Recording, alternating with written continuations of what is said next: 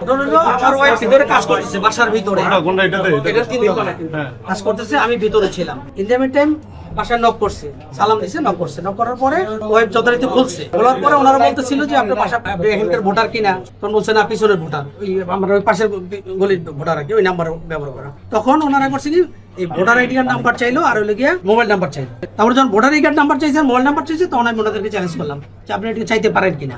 এটা বলার পর ওদিকে 1 থেকে 2 জন মহিলা দৌড়তেছে। দৌড়ার পরে আমি ওনাদের চেষ্টা করছি ধরতে যে আপনারা দাঁড়ান, কথা শুনেন, আপনারা কারা, কারণ এইভাবে তো অনেক চুরি হয়, আমার ওয়াইফ একা বাসায়, এই হলো আমার মাইন্ডসেট আর কি। তারপর জিজ্ঞেস করার পরে ওনারা বললো আমরা ভোট চাইতে আসছি, এই সাথে কি হয়েছে, এই হলো ঘটনা। ওনারা ভোটার আইডি কার্ড নাম্বার চায় এবং কি মোবাইল নাম্বার চায়। আমি বললাম এটাতে কি করবেন, আমরা মেসেজ পাঠাবো আপনাদেরকে, এলো সারমোর কথা। তারপরে উনি আবার ফোন দেওয়ার সুযোগ পাইলো, ওনাকে বললাম আপনি কোন লোক থাকবে ফোন দেন।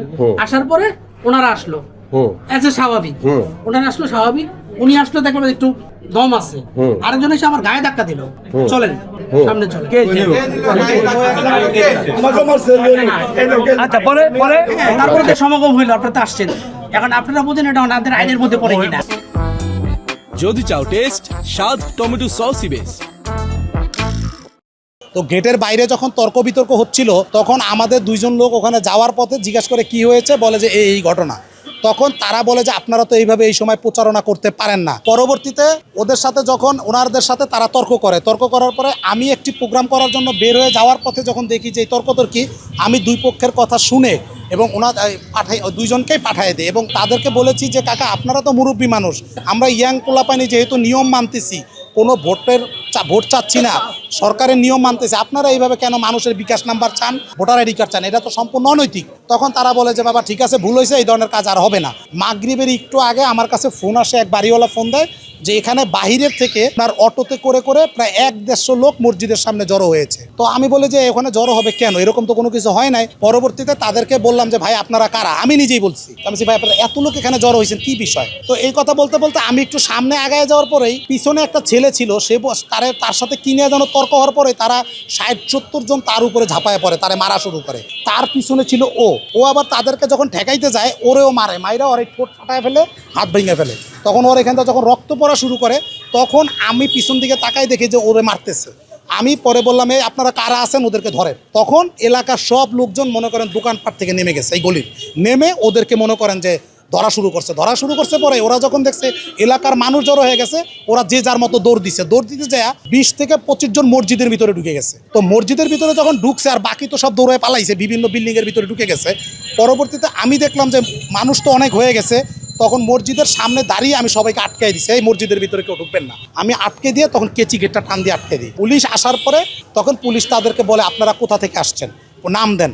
তখন নাম লিখতে যায়, দেখে কেউ মণিপুর, কেউ শ্যানপাড়া, কেউ রূপনগর, এইসব এলাকা থেকে বহিরাগত তারা এখানে আসছে মারামারি করার জন্য।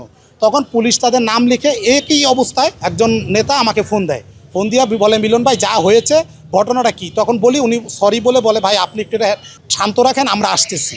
আমি বললাম ঠিক আছে আপনারা আসেন। তো পরে ওনারাও আসছে, তার সাথে সাথে সেনাবাহিনীও আসছে। প্রায় আরও 1-150 লোক নারায়ণ তাকবীর আল্লাহু আকবার বলে ছুরি চাপাটি এইগুলা নিয়ে ভিতরে ঢোকার চেষ্টা করে। তখন এখানকার যে রাস্তার মধ্যে যারা মানুষ ছিল তারা আবার তাদেরকে দৌড়ানি দেওয়ার পরে সেনাবাহিনীও তাদেরকে দৌড়ানি দেওয়ার পরে সেনাবাহিনী এর মধ্যে 2 জনকে ধরে ফেলি আমরা, মানে মানুষ ধরে ফেলে, ধৈরা সেনাবাহিনীর কাছে এরকম বড় বড় চাকু সহ হস্তান্তর করে। পরবর্তীতে সেনাবাহিনী 2 পক্ষের যারা আছে বিএনপি এবং জামাতে তাদের সাথে কথা বলে এবং তাদের 2 জনকেই বলে দিছে যে আপনারা পরবর্তীতে এই ধরনের কোনো ঝামেলা করবেন না, এবং জামাতের লোকও তারা সরি বলে তাদের লোকজনকে নিয়ে এখান থেকে চলে যায়। আমি মসজিদে নামাজ পড়ার জন্য আসছি, তখন দেখি আমাদের এক ছোট ভাইকে ওরা মারতেছে, প্রায় 50-60 জন মিলে। তো আমি তাদের যা বলতেছি ভাই যে আপনারা কি এভাবে মারতেছেন, ওরা এই খালি আমি এই কথাটাই বলেছি তাদের। এই কথা বলতেছে আরেকজনকে পাইছি নারায়ণ তাকবীর আল্লাহু আকবার কই, মনে করেন আমার মারতে করছে মিনিমাম 40-50 জন। মারতে ওখানে একটা কবরস্থান আছে, আমি মানে খেতে পিছিয়ে যেতে কবরস্থানের ভিতরে ঢুকে গেছি, ওই কবরস্থানের ভিতরে ঢুকে আমার মারছে। তখন এই এলাকার লোকজন যখন দেখছে সবাই আমাকে চেনে, তখন এই এলাকার লোকজন সব বের হয়ে আমাকে তার উদ্ধার করছে। ভুল হয়ে গেছে, এটার জন্য আমরা দুঃখিত। এই করার জন্য আমরা কেউ তারাকে বলি নাই, আগের থেকে তারা যে করছে অভ্যাসটা রয়েছে, এই জন্য তারা আসছে। যখন আমরা শুনছি মহিলারা ঘরে আটকাইছে, এই জন্য আমরা আসছিলাম। তো আপনাদের সকলকে আন্তরিক ধন্যবাদ, আপনারা সকলে এই জিনিসটার প্রতিবাদ করছেন এবং এটা ফয়সালা করার জন্য যে আপনারা আগে আসছেন, এই জন্য আন্তরিক ধন্যবাদ। আমরা যে ভুলটা হয়েছে এই ভুলটার জন্য আমরা ক্ষমা প্রার্থী।